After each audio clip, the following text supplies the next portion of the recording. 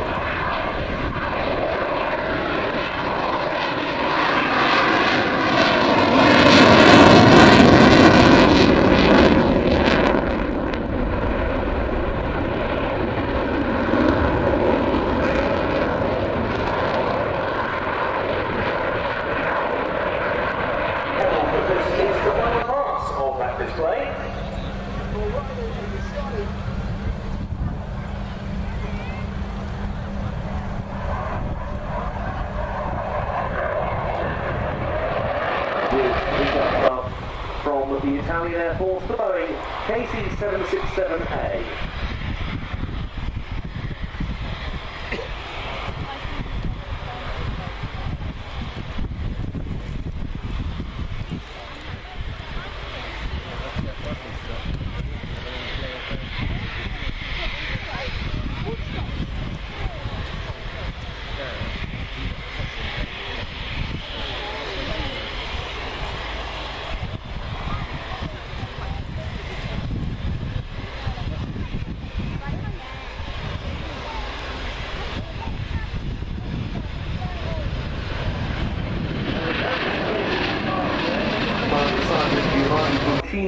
The Italian Air Force Typhoon pilot is Captain Federico Pedraccia, and Squadron Leader Chris Hoyle flies the RAF Typhoon. Here they come then.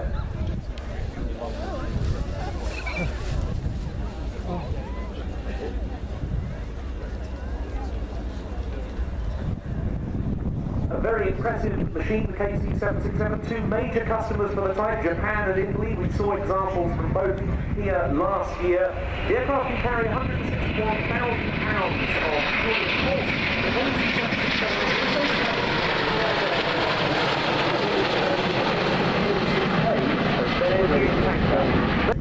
7 hard years though behind this. Indeed, 7 hard years, particularly the last 2, which have been really the nitty-gritty of the restoration and the engineering, with a lot of modifications here in order for her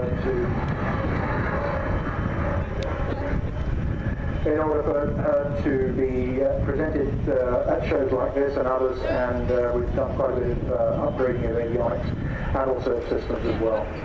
The aircraft will be on static display over the course of the weekend, flying out on Monday afternoon. Tremendous. Mike, it's an absolute pleasure. A favourite aircraft of mine, I know, representing the B27 and Typhoon displays, and which indeed contributed to the Typhoon rolling and there, The Italians have got 4 KC767As. The first of them was delivered in December 2010, and formally into service in March of the following year. And almost straight away, the Italians had to put the brand new tanker into action in the operations in Libya. Since then, they've also served in Afghanistan. Gradually, the capabilities have been improved with the addition of more self-protection equipment, medevac capabilities, and so forth. The fueling boom, which it carries, as well as the underwing hose unit, can transfer 900 gallons per minute to the receiver aircraft.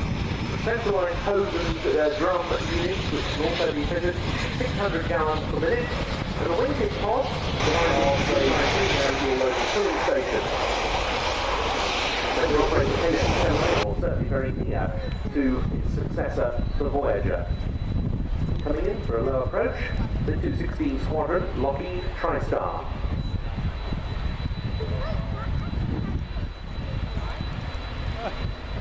Distinctive configuration on this aircraft, of course, 3-engine, power plants, Rolls-Royce RB211s.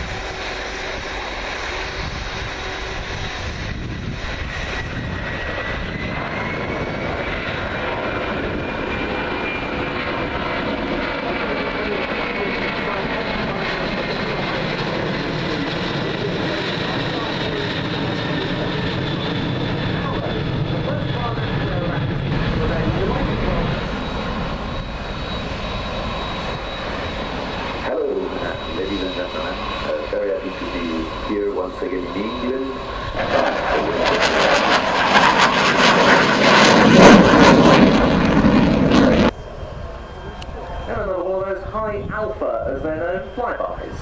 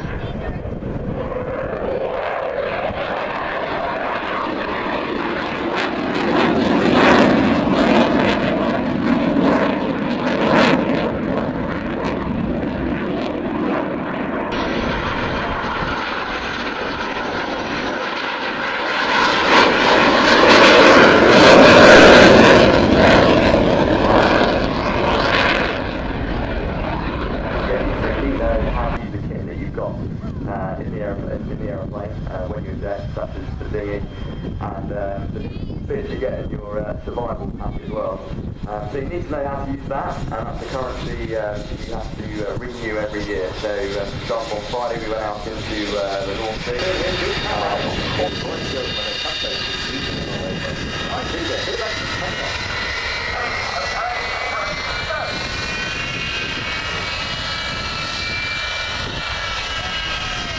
This is the third time we've been coming up now, fast and good.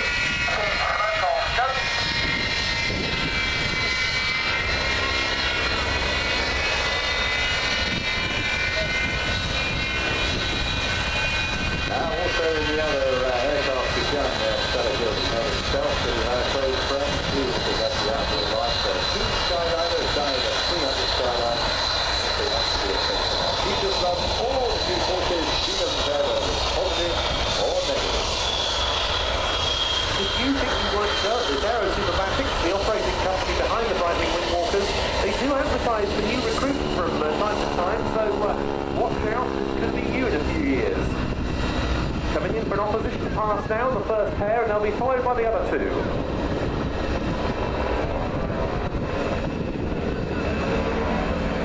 And now you can really appreciate those big propellers going into fine pitch and almost going supersonic, giving you that fabulous roar.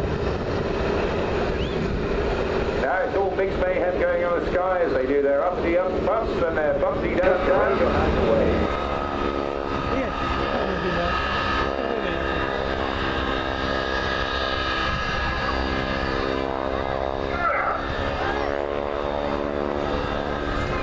This is a logo showing absolutely straight into her display, I don't think.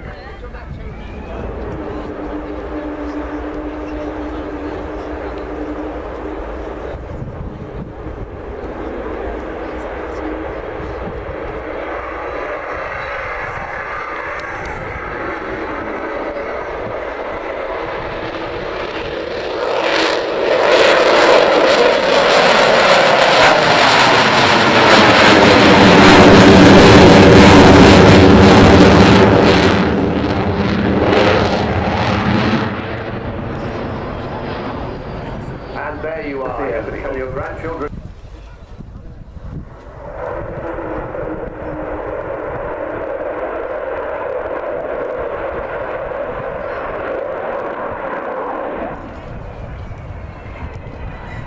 Just a short burst on the Olympus engines there as he pulls up for that steep wing over.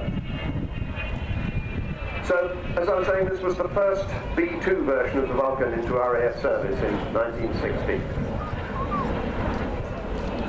When the RAF left, when the RAF decided to do away with the Vulcan, and also Dr. Robert Fleming, who developed what eventually became the Vulcan to the Sky Trust, they said, we're going to fly her again. Everybody else said, can't be done. Well, it took until 2007 to get it done, and it took, at that stage, about £10 million. But they did it, and here she is, still flying today for much longer than anybody ever thought, even when she did her first flight in 2007 and her first display season in 2008. Look for the bomb doors opening as she comes by. The bomb doors are now open. is the huge bomb bay that carried 21 1,000-pound bomb bay, always clenching as she comes round the second time, could be your name.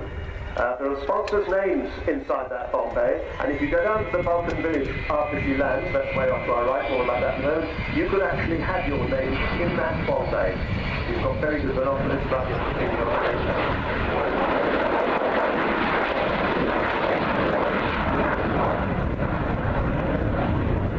Third man on the crew, Phil Davis, the air electronics operator, has just pressed a little switch to close the bomb bay doors there. Rolls-Royce, Serco, and here today I know, EADS, and also Marshall Aerospace. They're the engineering authority. They have had to satisfy the CAA, Civil Aviation Authority. They have the necessary capabilities and experience to be the authority for this globally unique restoration. Marshall Aerospace has been there for Vulcan doing this work since 1939. Now, a lot of the fundraising for this is done by the Vulcan to the Sky Club. More than 8,000 members and rising.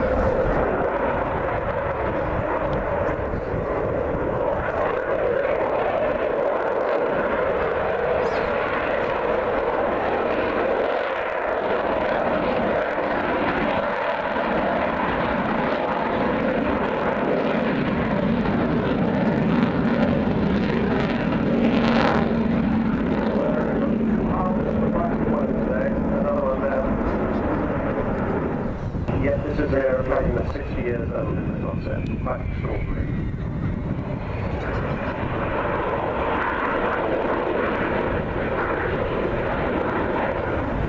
One person I didn't mention that is not on board today, but vitally important. Pat Stone, the crew chief engineer. He always says Tom O'Reilly. Has the Panther's head of number 1 Group Bomber Command on the nose, representing all the Vulcan squadrons in the 70s. 9, 12, 27, 35, 44, 50, 83, 101, and of course 617, who we're celebrating particularly this year. She also has the spirit of Great Britain painted on her nose, because that encapsulates all she stands for. The great British bulldog, never say die spirit.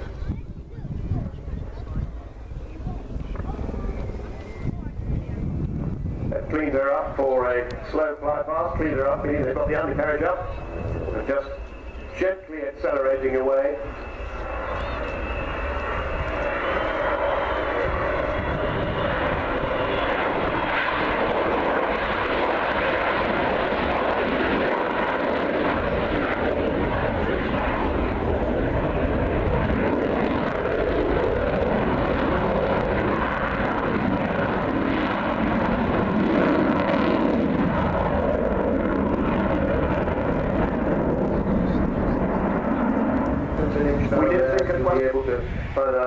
These things, such as Operation 2015, such as joining the Vulcan to the Sky Club, buying all sorts of interesting things, flying the Vulcan simulator. Get the details of the website, vulcantotosky.org, on Twitter at XH558, all of those things to be found at the Vulcan Village, and you can also book a tour to walk around underneath the Vulcan's wings as she sits parked for the rest of the day. I know they'd really love to see you at the Vulcan Village.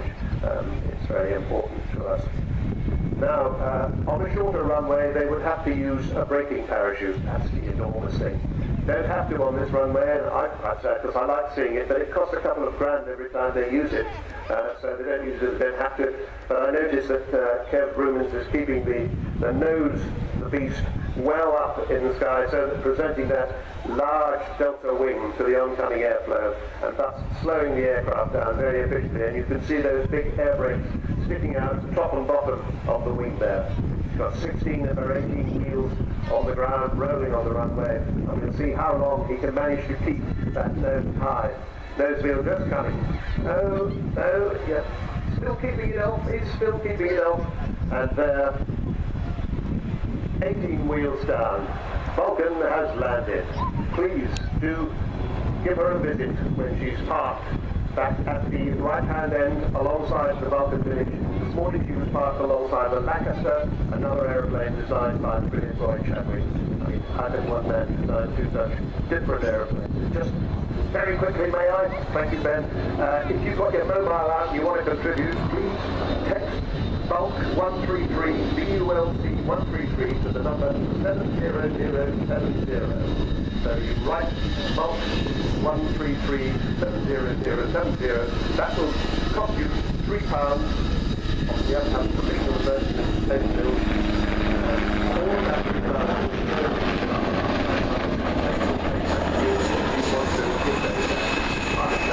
I'm sorry.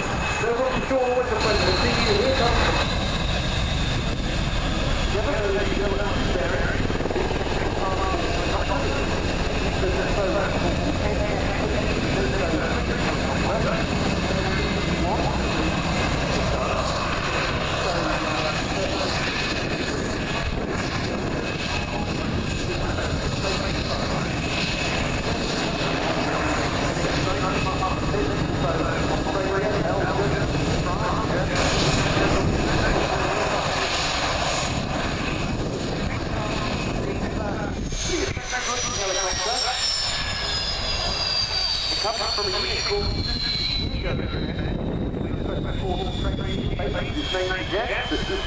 In southeastern Finland.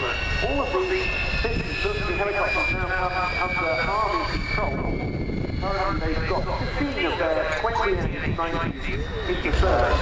Also, people sort of underestimate, the amount of time away from home, the travelling aspect. It's not all sunning yourself on a weekend. It's quite a lot of hard work, quite intense at times, but it's very rewarding, and it was a fantastic season last year. We mentioned that the Belgian F16 there was going off to do another display. That was something you did a lot of, multiple displays on the same day. How many was the maximum number you did on one day? Indeed, I try to limit it to, you have various rules and regulations that govern how many you can do in a day, and how many transits as well, because remember, you have to plan for the transits as well, when you want to put on a standard professional display. Yes, these are all the things that the hard-working display pilots need. B25 Mitchell, like the one flying past there with the Corsair in close company, but themselves involved in many very fine pulls, the B25 and the Corsair.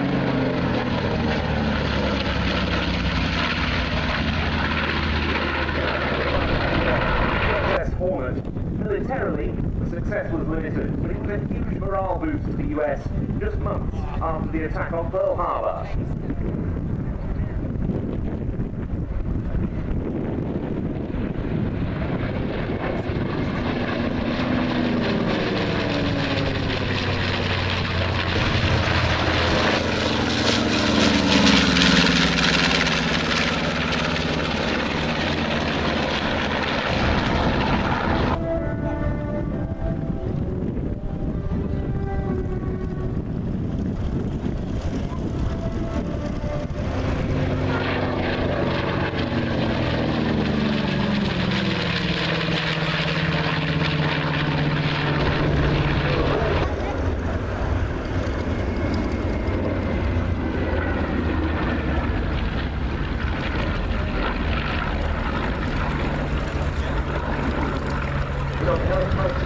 Work as a crew and as a radar trainer before it went to the famous boneyard in Tucson, Arizona.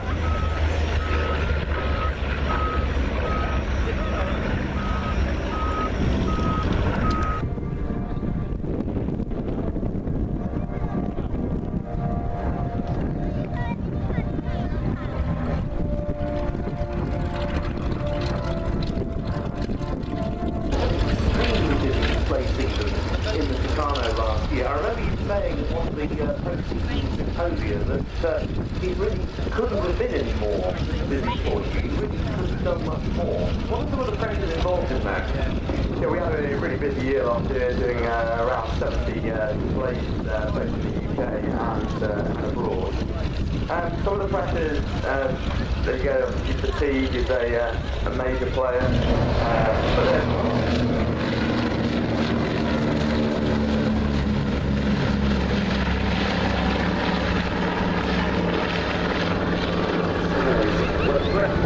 along with their vital supplies.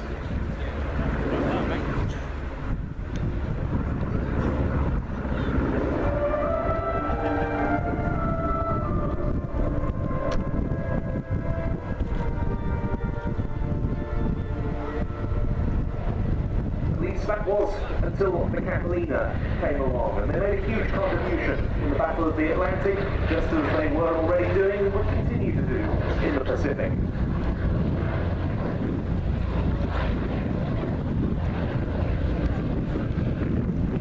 Shipping strikes and other missions like that would have been escorted by Corsairs also.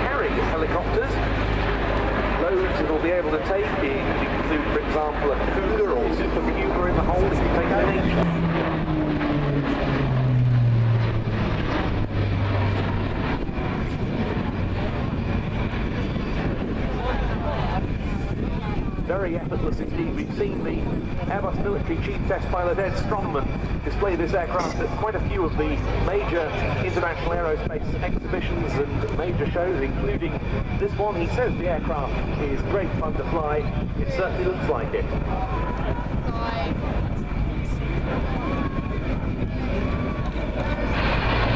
They'll be back shortly. Meanwhile, the red arrow tracking down to the runway 09 to our left, but to our right, we have separate of those items from the French Air Force, photographs of the French Air Force.